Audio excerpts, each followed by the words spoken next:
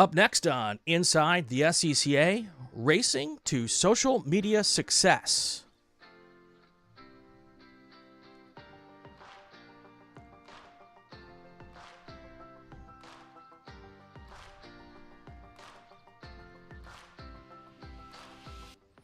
Welcome to Inside the SCCA. I'm Brian Bielanski, and this is my 2024 SCCA National Convention keynote. We're going to talk some about social media and how our regions can take advantage of social media. If there's things and strategies that they aren't doing, we're going to share some with you during that. We're going to let me stall for just a second with some really good news so people can get on if they're a little bit late to the game here. And I just wanted to share with everybody. Got a little email on Monday morning and opened it up in the wee hours before heading to work. And it said that our podcast, our Happy Little Inside the SCCA podcast, has been named the best podcast of 2023 by the National Motorsports Press Association. What's really cool about that is that the podcast went up against a bunch of podcasts about NASCAR and IndyCar and Formula One. And it was a very nice compliment for both the SCCA and, of course, myself that they were part of that, that they looked at us and liked what we did, and that is where we are at the moment. So we are here. We are going to talk motorsports. We're going to have a good time doing it. We're going to talk about social media. And my guests tonight, and I think I may have just lost one of my guests. Let me look at the system here. And it does appear... Oh, no, Haley's back. Very good. And but I may have to press a button here to make this work. And I'm not quite sure why. Hold on a second. Haley, you are paused. Or you are muted, I should say. So if you wanted to unmute yourself. And there we go. Welcome, Haley. Good evening.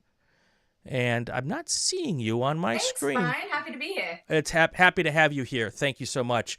Haley is from the Lone Star region of the SCCA, and we brought her on this little podcast because you did a bang-up job at the Super Tour last year doing social media.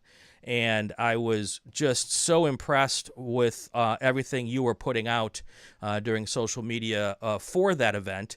And that was just very unusual for us. A lot of times we don't see any social media at our events.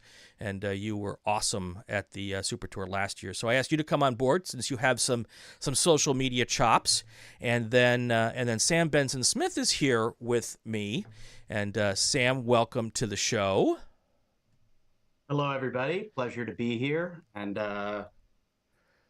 go Penguins. Sam's getting ready to leave on a plane this afternoon to go, right after we're done, to go back east to Pittsburgh to watch some hockey this weekend. And we have a problem with Haley's camera. I think I have to press a button here. So I'm going to put everybody on pause for just a second. Don't go anywhere. And I'm going to hit this button, and hopefully this will fix the problem. Stand by.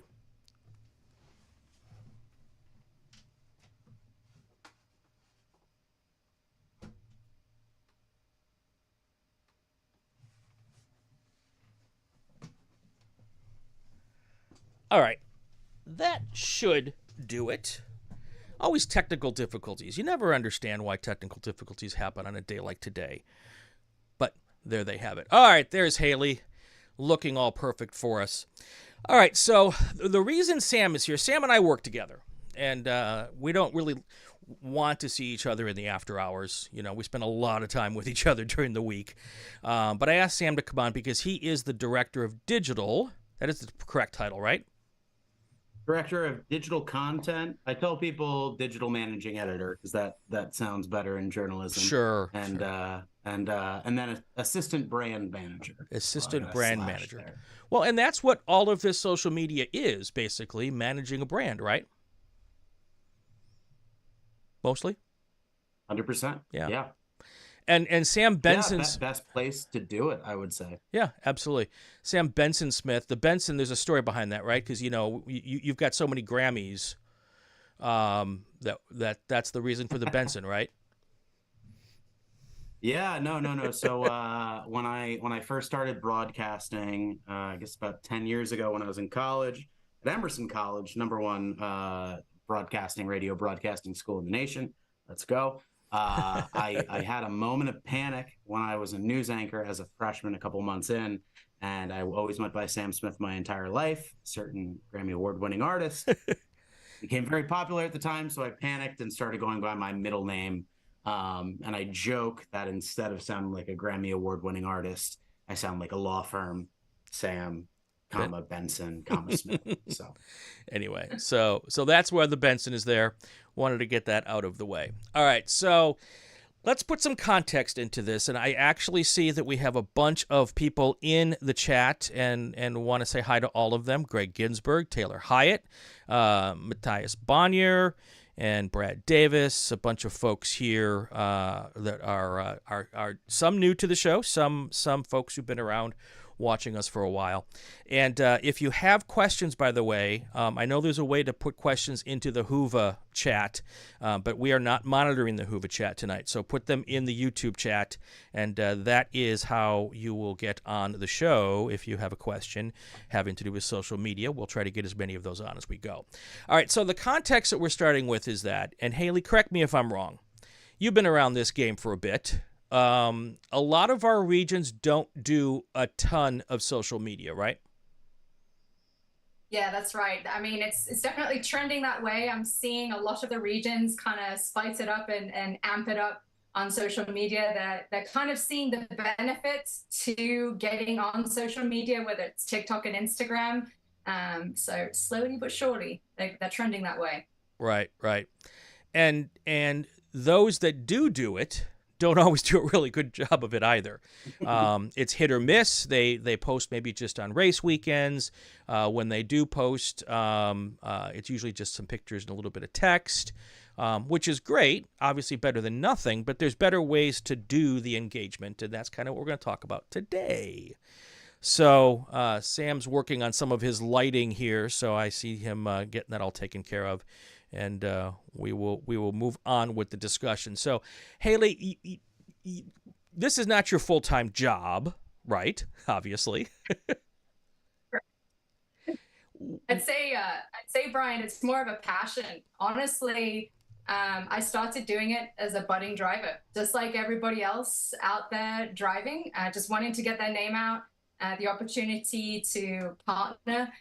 Whether it's with a company or with a team or even just somebody that you respect in the paddock. And that's how it started. I started doing my own channels and my own media and realized I had a passion for it so much so I wanted to do it for other drivers and other teams. And that's kind of what led me to helping out here with the Lone Star region. So for regions that's not doing much right now, how do they find the right person to do this? Honestly, just identify somebody that's doing really well with it and is passionate with it in their region. Somebody that likes to make videos and is active in terms of on their own personal social media. That was weird. Yeah, I heard some feedback too. But yeah, so definitely we'll find someone, look at people's social media pages, look at their Instagram, look at their Facebook, look at their, I will always call it Twitter. Look at what they're doing. If you see someone who's kind of killing it, then pull them aside and say, listen, we need a volunteer and we would like you to volunteer. So, Sam, there's lots of different things that people can do. And one of the things that we're going to ask you to do as we go out through the evening here is to come up with, which I think you already have come up with because I pre-warned you that this was going to be what we were going to do, 5 strategies that we can tell people to get started. We don't have to go through them all at once. But you've kind of heard the context now for what we're starting with, And, obviously you have a staff of people that do social media for you, and they all have a whole bunch of talent. You've been doing it for a long time, so you've seen really good social media practices and really not so good social media practices. You've probably employed not so good social media practices and found that they didn't work and said, I'm not doing that again. So we're going to kind of let you've kicked the tires for us, using a motorsports term. You've done the test day. And now it's race day, and you've put your best car on the racetrack. So we're going to come to you and say, okay, how do we do this better if we've never done anything before? So let's start with your first tip here. And Haley, at any point, if you have a question for Sam, feel free to jump in and ask those questions as well. Definitely. And also, speaking of kicking the tires, if anybody has a good explanation of why my rear tires on my Civic are about 10 psi low every time I refill them, please let me know. That's because I just went to the Arco. But you live in Southern California, and everyone has bald tires here because allegedly it never rains. That's what's going on.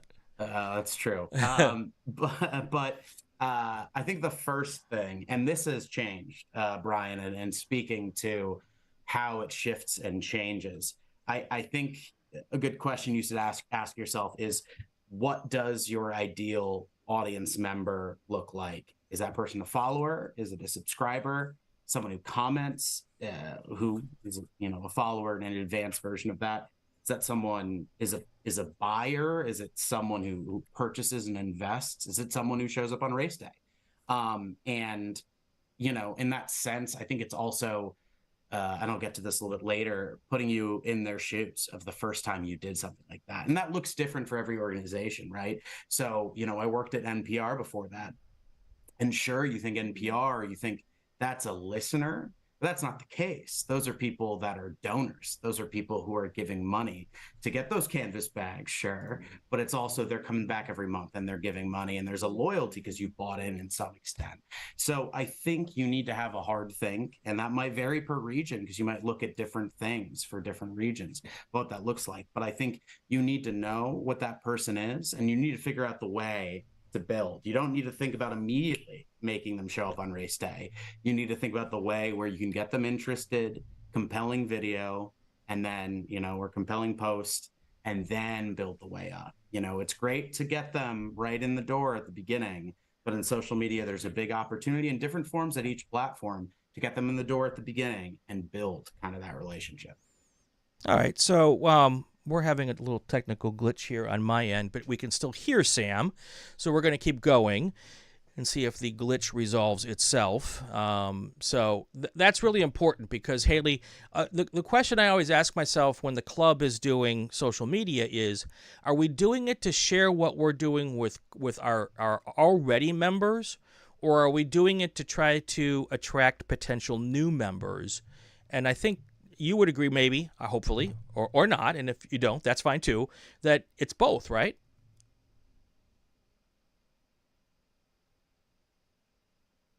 See, all of the above. Lots of our drivers and a lot of our competitors, but at the same time, that passion is inspiring other drivers to join us or maybe step up. Maybe they've been working on autocross, or that they're coming from a different motorsport entity and they're looking at going wheel to wheel, or maybe they're looking at time trials. So it's about attracting more drivers to have fun with cars and have fun in the paddock. And how do you do that? What's your solution for that? What's your strategy for that?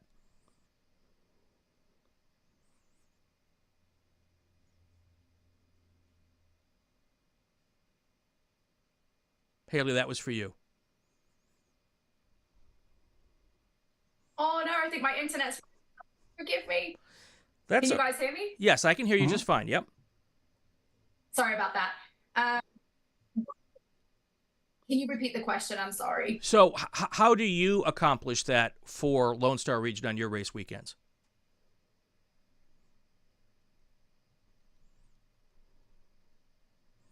finding those passionate drivers, just cruising the paddock and having interaction and conversation with the drivers, catching up with them after they've done a race and asking them, how it went, talking about the car, talking about their weekend, and featuring some of those stories actively, as in on Facebook story or Instagram story live.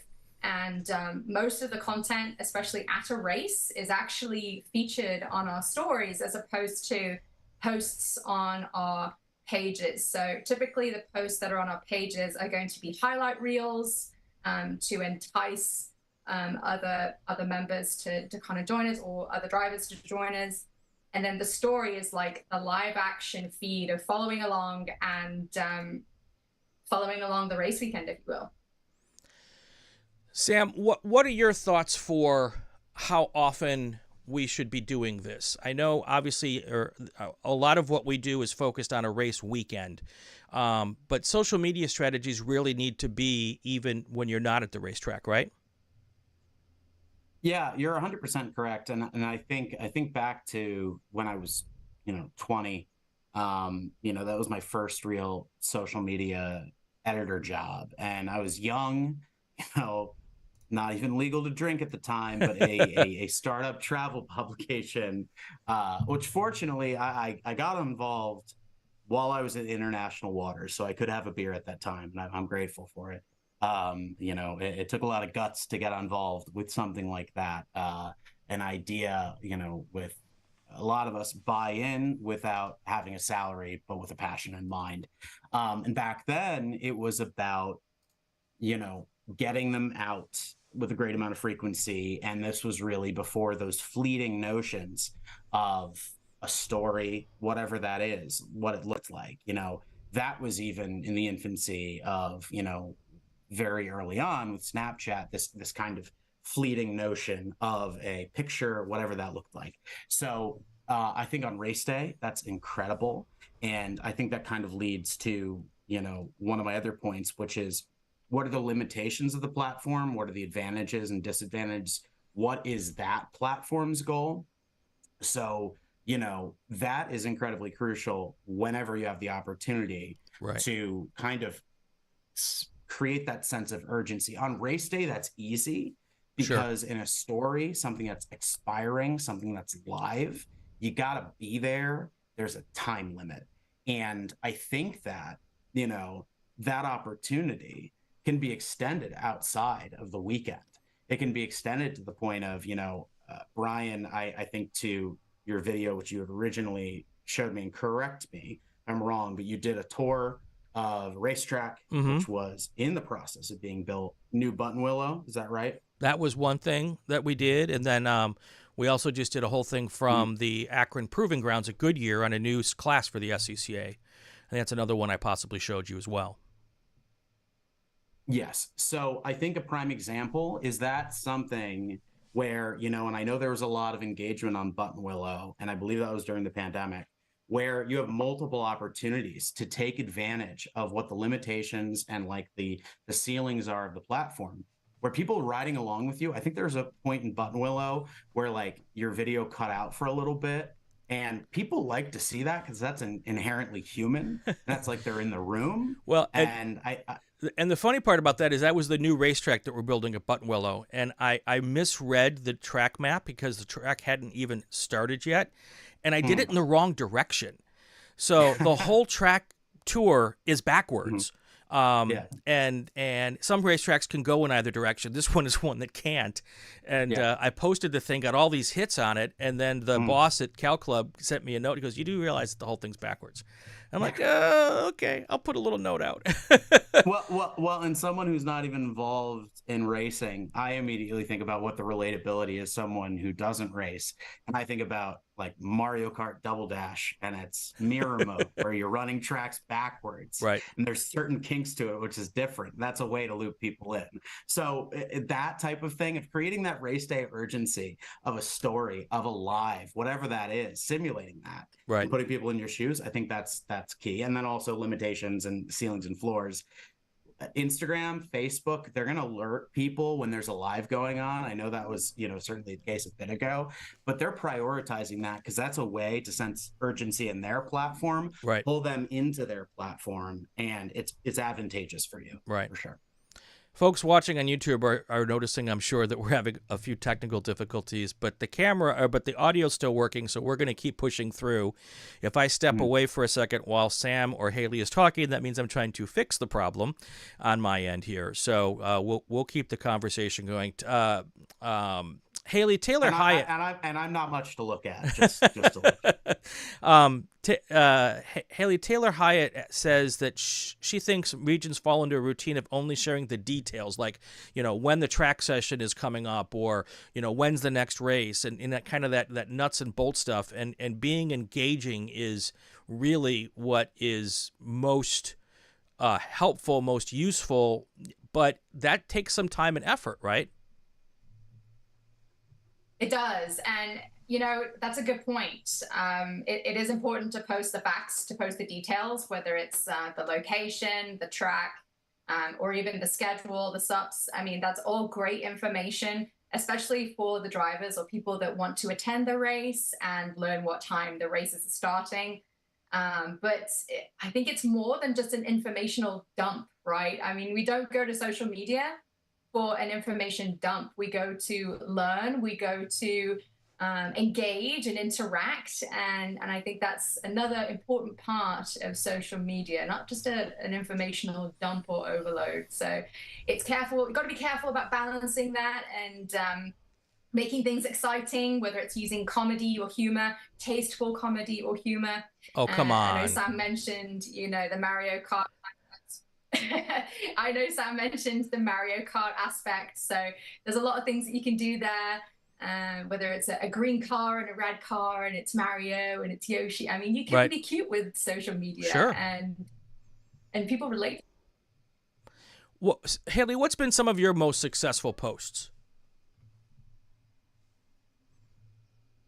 I would say, honestly, the focus on the drivers.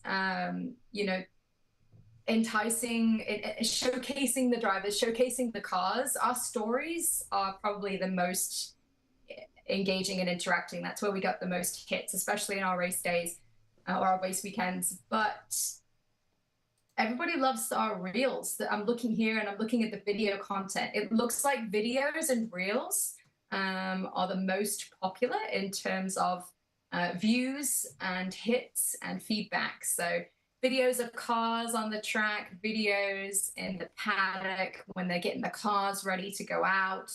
And then obviously the drivers, you see a lot of behind the scenes, if you will, in the paddock or in the garages of how the drivers prep. And it might be a driver that's curious about a helmet or their race suit, or what kind of safety gear they're wearing, or what kind of safety gear is going on in the actual race car. Maybe they're doing a build, maybe they're doing a Spec Miata build or a GT3 build, and they're just curious about what their car looks like and what is current in terms of safety and equipment. So lots of reels, lots of video content, the occasional picture, but heavy on the video. Right. All right, Sam, what's your second tip for us that we should be focusing on? I believe technically this is the third. Okay. But I have spares. Okay, great. Always got to have a spare. Like the Boy Scout, always prepared. Of course. I don't even think I made it to tenderfoot, but credit where credit's due. So I think, we talk about those lives and those things of pushing kind of the urgency, but I think also incredibly crucial. And this takes effort. This takes a minute. But I really think that it's something that is sustainable, is making things habitual. So, I used to be the newsletter editor for LAist, KPCC, Los Angeles, it's their biggest NPR affiliate. And doing that, we would have the newsletter, which always sent out at 5 p.m. And, every day it was read by 28,000 people, and they were expecting it every single day. It's sitting there for them. And whether they had the opportunity to read at 6:30 or 5:15 or 5 on the clock, that was kind of a recreation of when there were multiple editions of the newspaper every day. There'd be an evening edition or whatever. You would set your watch to it. And, I think to the modern digital version, like when I was, a bigger football fan, I think about, the ESPN daily blogs of every single day reading the practice report. And I think about now with the Pittsburgh Penguins, as I mentioned earlier, DK Sportsnet, I think, does an amazing job of beyond The Athletic, beyond ESPN, every day, bullet points updating each time about the practice report is, who's in, who's out, who is, who would usually be there on the optional skate, who isn't there. I think about Eric Carlson when they were in Vegas and they're like, he's out. He's out. He thinks it seems like he's ill. And it's like, he's in Vegas. I don't know. Is he sick or what's going on? So, that idea of you always being in the room, that consistency, I love that. And I think the fans really appreciate that. So, figuring out that space where it is, whether you're giving regular updates on your region, and that can be small stuff, and that can just be small things which you think about, which you're like, oh, well, this isn't significant, but it's still, this expectation of notes of little things, side hallway equivalent conversations.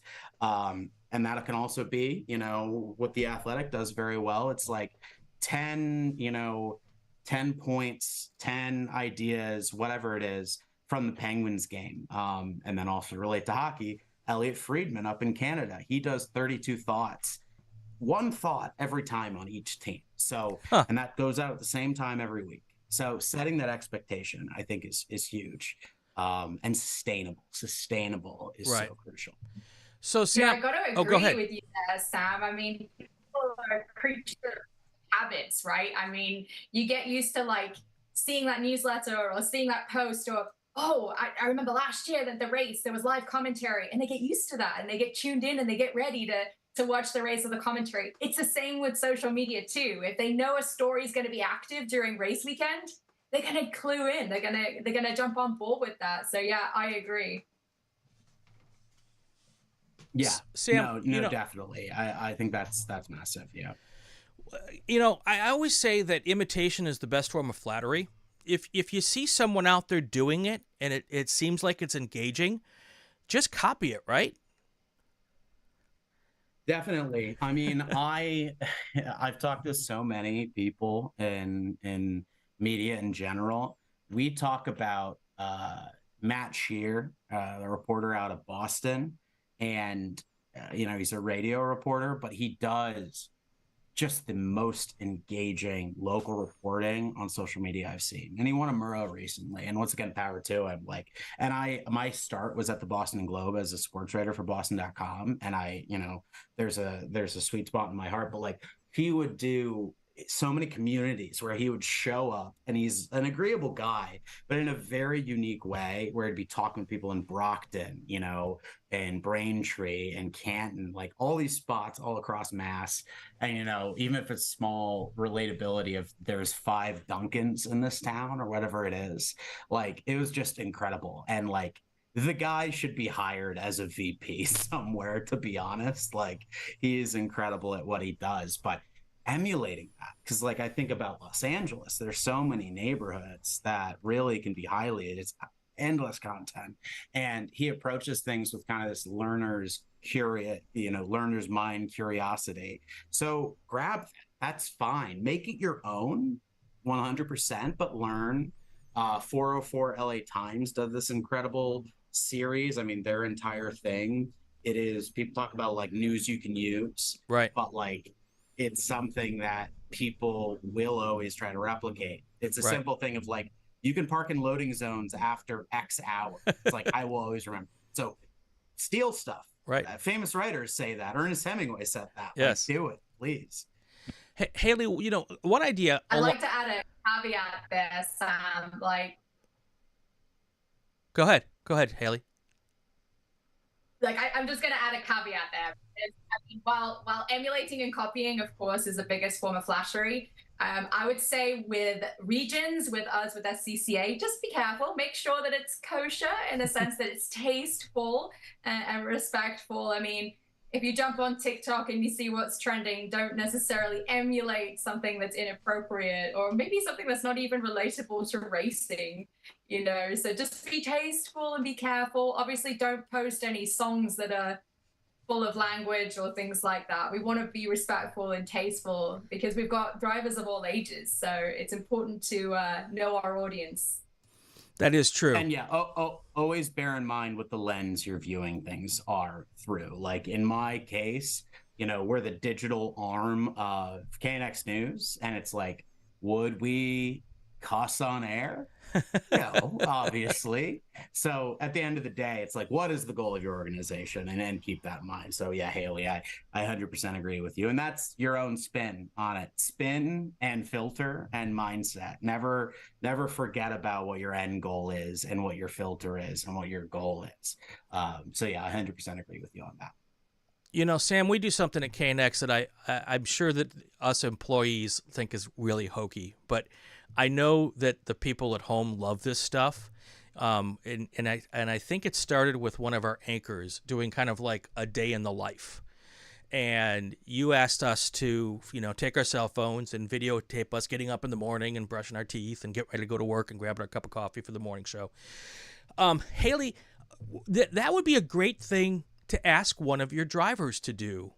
You know, pick one driver a weekend and say, hey, just take little 15, 20-second videos various times through the weekend, send them to me on Sunday, and then have someone on your team, if you have one, or you know, your teenager, if you have one of those, because all the teenagers know how to edit video, to put together a couple of minute pieces that you could run like leading into your next race weekend, right?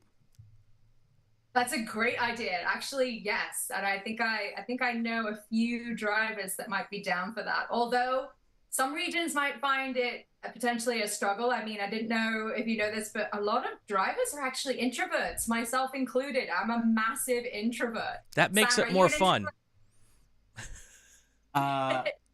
I can be incredibly introverted when I'm comfortable with people and I'm in the room. I mean, Brian will speak to this. It took me a minute, you know, and then now every morning Brian and I talk, and then I walk down the room and talk with everybody. But it takes a comfortability, which seems counterintuitive to the fact that you know, at NPR, you know, hundreds of thousands of people would hear me on air. But yeah, one of our on-air folks, when I asked about this Behind the Mic series, he said, oh, I'm really an introvert. I'm like, that is hilarious, because every day you're on air. So it's ironic. Us introverts are extroverted for a very short amount of time. But anyway, I digress. I mean, I might be able to find a few drivers that might be able to step out of their comfort zone and definitely ask them. That's a great idea. And Haley, you know, I always think first to go after the young drivers, you know, because they're in that TikTok generation. But you know, I think some of the best, most engaging stuff would be if you get like an old fart like me and get me to do it, because I think that could be just, you know, and like do it tongue in cheek. And that could be just horribly in the best way engaging, wouldn't it be? Brian, there's no age limit on a dream. Like, chase those dreams. You know, it doesn't matter how old you are. And I think that's a great caveat there. I mean, yeah. We could definitely do a video on you, Brian. I believe that Haley Myers is just putting in her application for the lead cheer squad member for Inside the SCCA.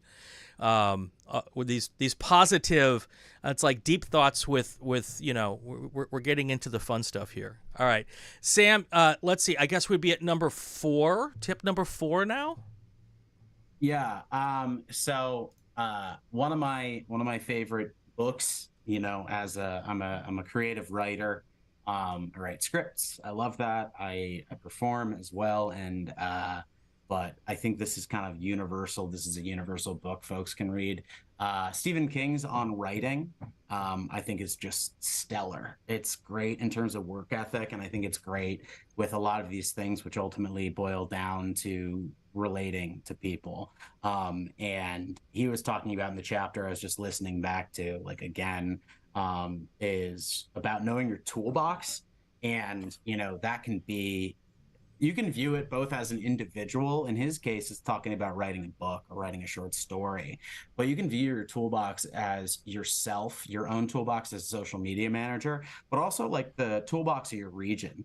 Like, know what that individual interesting thing is for each person, asking them and seeing what that is and seeing how that's to highlight. And the way he talks about it is like in many toolboxes that our dads or grandfathers had or something like that. It reminded me I need to upgrade it, but like he talks about like you need 4 tiers. He talks about vocabulary as the top one, but like a good solid build, and figuring out what that is. Maybe view your organization as a large toolbox with different tiers, and just like, you know, talking about that like day in the life series, maybe one person isn't comfortable with it. Right. Don't try and a term that I have created, don't try and juice an onion. Like, you're fine. Figure out what that person likes. And I think that that's incredibly useful. And then, you know, in a very practical sense, you know, look for social media tools. Brian, I talked to you about a social media platform, you know, maybe the Cadillac or whatever. That's a bad example for everyone's sake here, but like it can be a social news desk. It's a great platform. It's expensive, but on maybe something more, you know, less expensive, Social Pilot. Right. Has a lot of the stuff you're looking for. It's less expensive. And I remember when I was working at a startup, our social media team said, when I brought on one of these platforms, our marketing head said, my social media scheduling went from 20 hours a week to 4. Like, it is invaluable, those hours you have saved. So kind of know that, and just know how to maximize, because you can just, even if something might not necessarily play on one platform, you might think like, just, you know, if you're able to cross post, it's another swing at the bat. Like, you don't turn down an at bat at any chance. Right. So The platforms that Sam's referring to allow you to schedule posts on multiple, on Instagram, Facebook, Twitter, all at the same time, and it's one post that then can get pushed out easily. By the way, Sam's back on screen, so just in case, so you don't, you know, decide not to, like, you know, pick your nose or something, because now that you're back on camera, but that would be funny. So if you'd like to, go ahead and do it.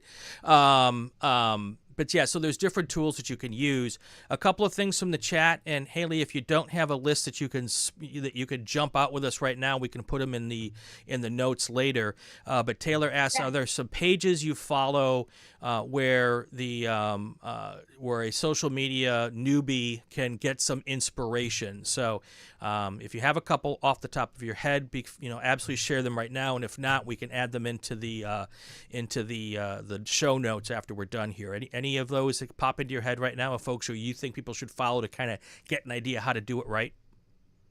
Oh, I mean, we've got, SCCA, right.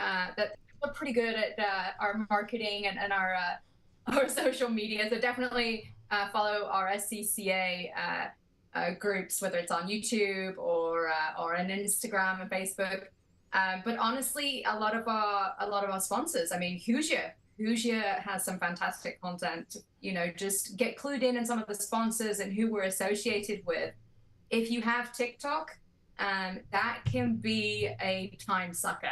And what I mean by that is, once you start getting into TikTok and start watching those videos and you're scrolling, the algorithm learns what you like to watch, what you like to view in your TikTok algorithm, and it starts kicking out content that you're spending time on. So maybe your inspiration comes from that, and you're on TikTok and you're just mindlessly scrolling at nighttime trying to go to sleep. Right. And another thing, Mazda just started a brand new class with us, Spec MX-5, and they have been in way heavy with social media this year, doing a really nice job. Another way to do it also is to retweet, resend out some stuff from our partners. They're already doing the work for us.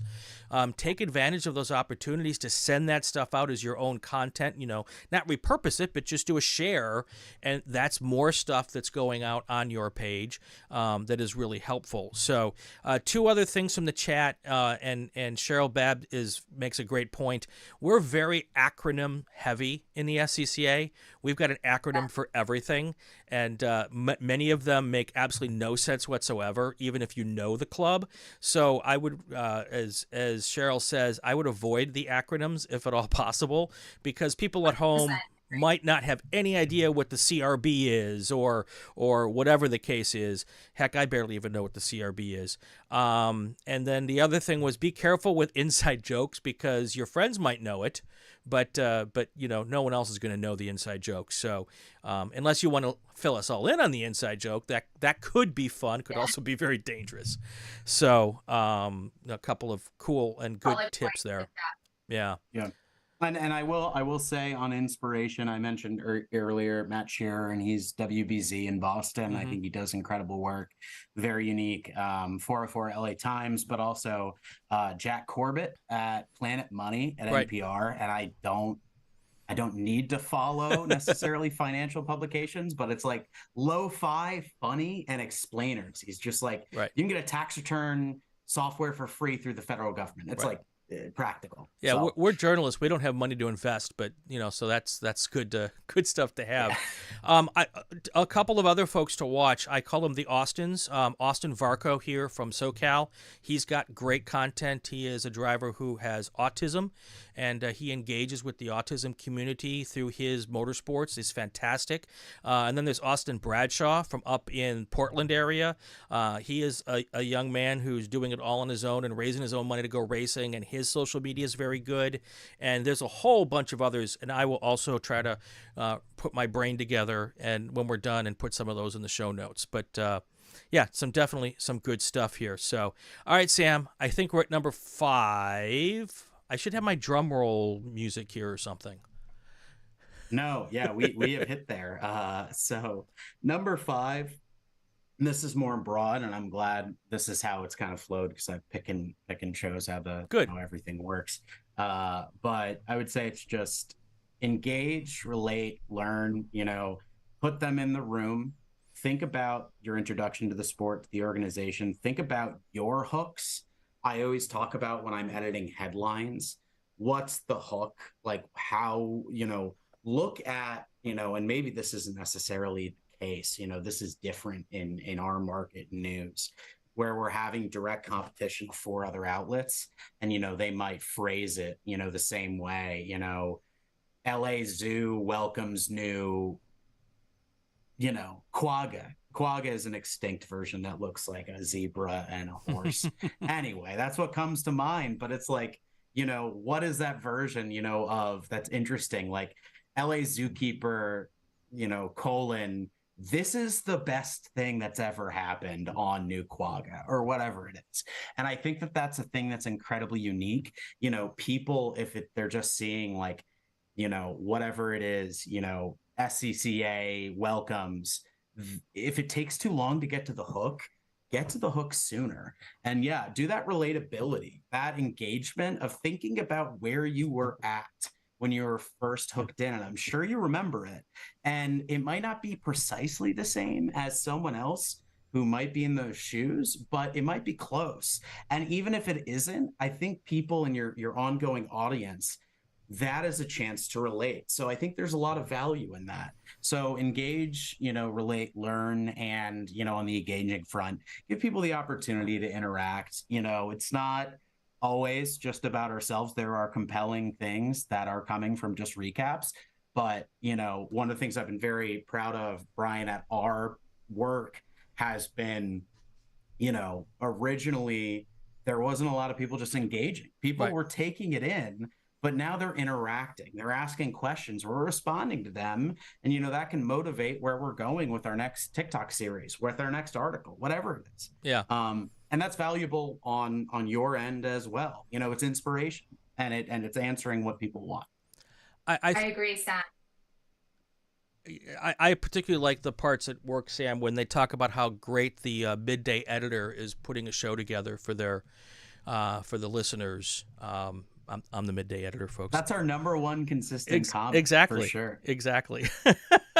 Another idea, Haley, that we could do on race weekends is, pick a question of the weekend and go around and ask the drivers and the teams. Like one weekend it can be, tell us about your first SCCA race, or tell us about your first driver school, or how did you find us, and get people to give 15, 20-second answers. And there's no editing involved. They're quick pushes to social media.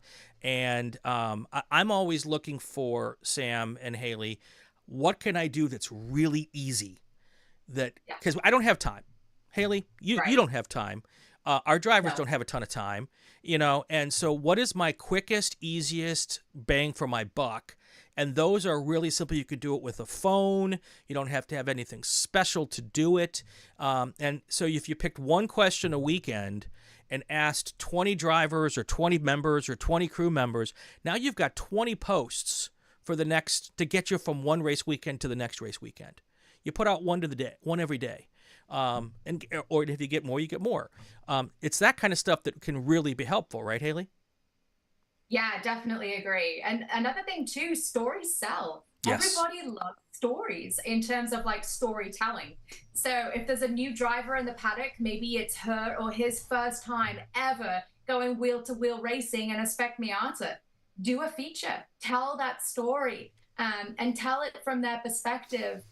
Whether it's the struggles. Not everything in racing is all rosy, right? Break, things happen on track and off track. So talk about some of those things, whether it's mental health or whether it's we blew a tire. Now we're out. We don't have another tire. And then all of a sudden another team goes, you can have this tire. And they get to go back out and race. That's what it's all about, is storytelling. So definitely agree. And going back to what we were talking about earlier in terms of accounts and people to follow, Rodney Sandstorm. Okay. If you guys know Wayne Taylor Racing, and you know the Taylor brothers, Jordan Taylor has got a spin-off account called Rodney Sandstorm, and he posts some hilarious stuff.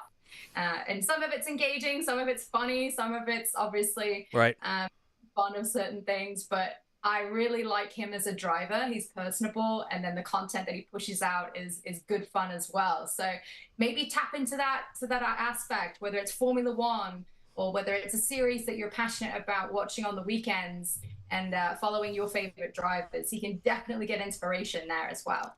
So Haley, you just put me on the white flag lap in the lead with 25 car lengths to the car behind me. You set me up for this one, and I thank you. Storytelling. Start a podcast, maybe one for your region. If you're a driver, start your own podcast to tell stories.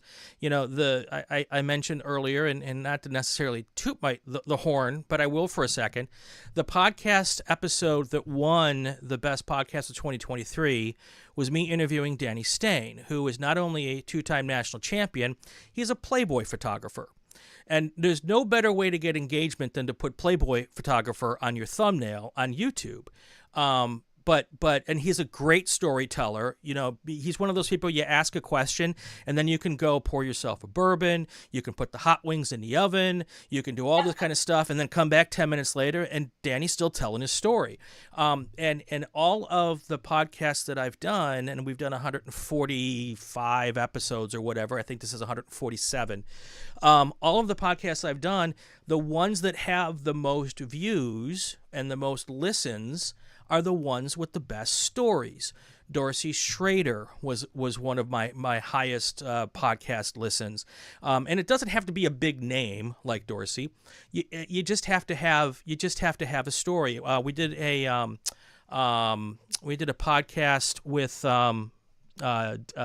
Dave Pinterick about how to survive the big one. He had an epic crash many years ago, and we talked about the crash and coming back from it, and if he changed the way he did his safety in his car after this crash, what were the lessons he learned.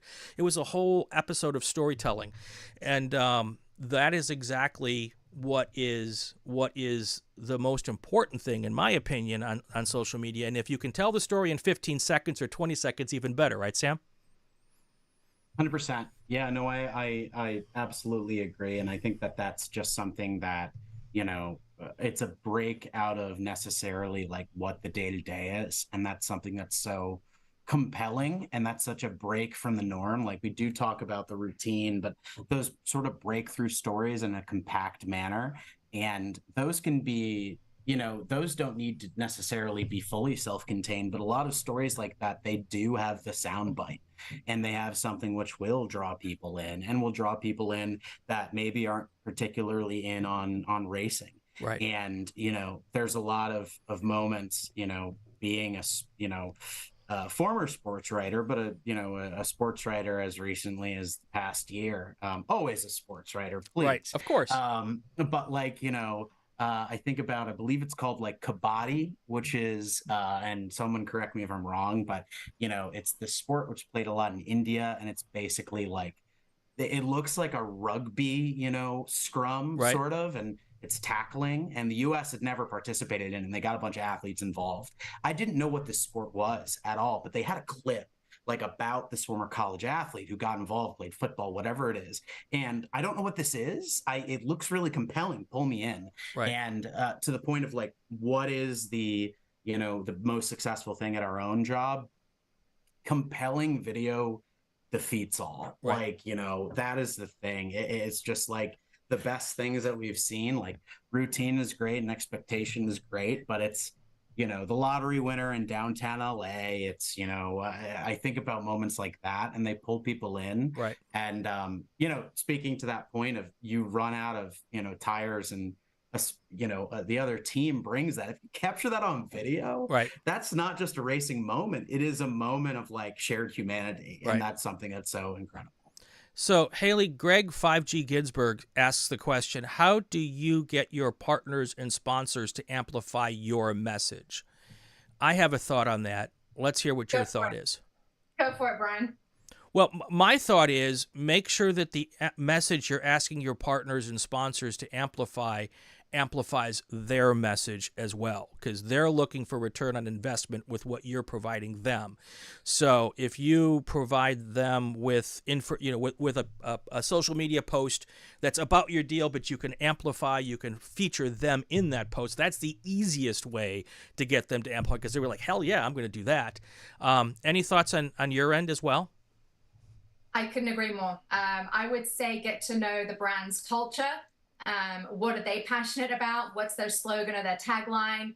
Fun with cars. I mean, that's our content. That's what our content and our branding should be all about, is having fun and sharing that fun with cars. Yep. So get to know the brand, get to know the company and what their taglines or slogans are. If they are focused on a certain campaign, whether, it's a tire or something in particular, I would get on board with that. If you see them heavily pushing a certain product and you are utilizing that product and you want to talk about that product, definitely do something like that. Not just in your stories, but make a reel, make a video about it, tell your story and how you're using and utilizing that product and how it's helped you win races, helped you win or fix a car or whatever it may be. Right. Get on board with what their media and their marketing is doing and storytelling. And if there are other people at the track who also use their product, let's say Mazda's easy because there's 75 million Mazdas that race with us. But if you've got a Mazda sponsorship, find other Mazda drivers to talk to on your social media. Get other people involved, shine the spotlight. I'm always big on shining the spotlight on other people. And there's no bad that can come out of that. I do a podcast with another series, Inside Champ Car, and they talk about what we do, and ask me what we're talking about, and there's a lot of love in this motorsports community that we have, and anytime you can shine the spotlight, I think it's really, really huge to do that. So I think that's a really kind of a big deal. And the other thing is giveaways. Yeah. Get swag, give it away. Give out merch. There's no better way to. What's Brian, that? Make them work for it. Like run contests and Yes. make them work for it. Yes, no question. No question. On the Super Tour broadcasts that Greg and I do, we have all of our chat The people in our chat are so smart and so engaged and sometimes are embedded with the teams. I now refer to the people in our chat as my associate producers, and they're always feeding me info. And now Brian Straczynski, who's in our chat tonight, was our first associate producer to win some swag this year from Sebring. And I've decided that every race weekend I'm going to pick at least one, maybe two of our associate producers and name them the associate producer of the weekend, and I'm going to send them something for it. And it keeps people engaged, and it's a thank you for people being part of this little world that we're in. And yeah, swag is a great giveaway, right? I mean, radio station, Sam, I mean, that's the best thing. Swag's awesome. I wish we had more at KNX. I really do. I do. Yeah. Same. A shameful plug here for Hoosier to get on board and send us some swag to award. Yeah, I love it. Yeah. I love it. Now, you said you had some bonus tips. We've got 5 minutes left, Sam. My goal on podcasts, as I think I've shared with you, is people tune out after an hour. So once we get to the hour, I start tapping my fingers on the desk. Do you have one more tip for us?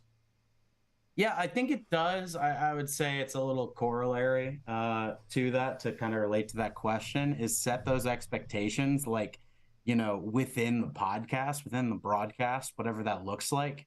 And I think about, you know, my favorite podcast, which is a comedic podcast, What a Time to Be Alive. And, you know, they talk about at one point, they're candid about it, like what the tune-out point is. Right. And it would be at the end of the podcast when they were doing plugs for like what comedy shows they were doing. So they started doing it earlier. Right.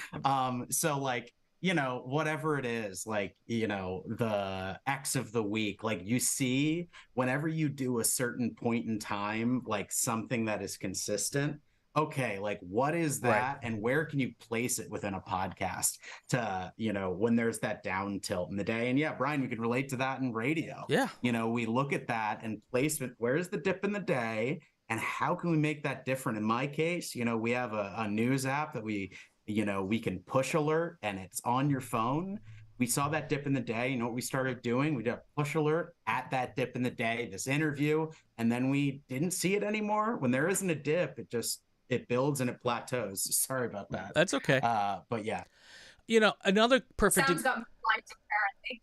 Well, yeah, no. It's I wanted to look so stellar, so you know, it blasted out. The generator cut out.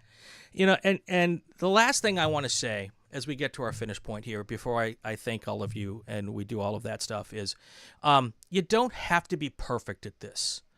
You know, I'm on episode 147. And I've had technical problems throughout this entire show. I've had to walk away from the camera to press buttons. I've had to dip my head back in to ask a question, then go back and fix problems. I'm the only person here. I press all of the buttons. I created the whole show. I don't have a whole control room with the people helping me out here. It's all me. And I embrace the fact that sometimes it goes really south. The train goes off the tracks, and only once in 147 episodes have I had to stop. And that was actually with the president of the SCCA, Mike Cobb. He comes on every 50 episodes, and on episode 100, my internet failed in the entire house, and you can't do this job without the internet. And he came back on a week later. We joked about it. I have fun with it. And but what my point is that when you're doing social media, it just do it. Do it. It doesn't have to be perfect. It doesn't always have to be elegant. You don't want to do anything to get yourself in trouble. But if you stumble on something, joke about it. People love that stuff. People want to know that you're human. People want to know that you're real people. You know, you've got grease under your nails if you're working on your car. It's that kind of stuff that people just really are engaged with. If I was perfect, which I am far from, this would be a more boring podcast. It's just part of the whole deal of the whole thing. So people, I think, hesitate to get started and fear. Everybody has fear. They hesitate to get started because they don't think they're going to do a good job at it. None of us did a good job at it to start with. You know, maybe Sam did, but none of us really did it great right off the bat. So don't let it's not going to be good stop you from starting. I mean, you had to start somewhere, right, Haley? Was your first post awesome? Oh gosh, I'm sure it was terrible. But I'm going to agree with you there. I mean, when I'm walking around the paddock and I'm capturing content, I can't tell you the amount of times I've tripped over tires or something stupid in the parking lot. And of course, I'm laughing at myself, and then everybody else laughs and goes, "Oh, it's just Haley. She's capturing video." Yep. It's a part of what we do, right? I mean, we're going to make posts, and maybe they're mistakes. And it's about just editing the posts, going back. And if it's something that's not kosher or something that, doesn't align, the great thing about social media is you can take it down, right? If something's not agreeable, or maybe the comments, the chat or whatever it may be, it's got out of hand, just archive the post. Take it down. And the most important part is that you're passionate. Whatever it is that you're doing, whether it's driving, racing, competing, being a volunteer, be passionate about whatever it is that you're doing, because that passion will fuel everything that goes out online on your media and your marketing. So just don't be afraid to be passionate. Do you have one last bit of advice for us, Sam, as we say goodbye? Show your face, that end of the day, I might be Haley, There's a reason why I'm behind the camera, Sam. But yeah, like I love being, my training in broadcast news and all that stuff. You talk about the seriousness of it all, and not making the story about yourself. But social media, it's entirely different. Yeah. The times when and working in radio, we might have the most compelling radio report, but being able to marry, video and audio is so difficult in our industry, because that's not the priority at the end of the day. The broadcast is. But something which is, we talk about low effort, we have, and shout out to Natalie Tavidian, who is a reporter, I believe, who's at least ballpark in my age. And she came from TV news. She's comfortable with showing her face. Right. And every time, people appreciate that. Yep. So show your face. I know it's tough, but do it whenever you can. Yeah, I agree 100%. Sam Benson Smith, KNX News, Director of Digital and Social Media Guru, thank you for taking some time with us. Get out of there and get on your Uber and head to LAX so you can go to that hockey game. I'm so excited. Haley Go Pens. Pens. Go Blackhawks. Go Blackhawks. Haley Myers, board member for Lone Star Region and marketing and media. You got a fancy title. Thank you so much for doing what you do to help promote the club, and thank you for taking a few minutes here on a Wednesday evening to share your wisdom with the rest of the club. It was a pleasure joining you all. Thanks for having me. All right, that's going to do it for another episode of Inside the SCCA. If you like what you're hearing, subscribe to the RacingWire Podcast Network so you won't miss any episodes. It would also be great if you leave a comment, especially if it's a good one. If it's a bad one, put it on someone else's page. Follow us on social media to find out who our next guest is, and leave a question on Twitter. It's @RacingWireNet. There's a new episode every Wednesday. I'm Brian Bielanski. Have yourself a fantastic weekend, and go play with cars. I'm Dorsey Schrader, and when I'm on my way to Embrace, I'll listen to the SCCA podcast, Inside the Short Bus. Inside the SCCA is a presentation of the RacingWire Podcast Network and Rural 15 Productions. This podcast is not affiliated with, endorsed, or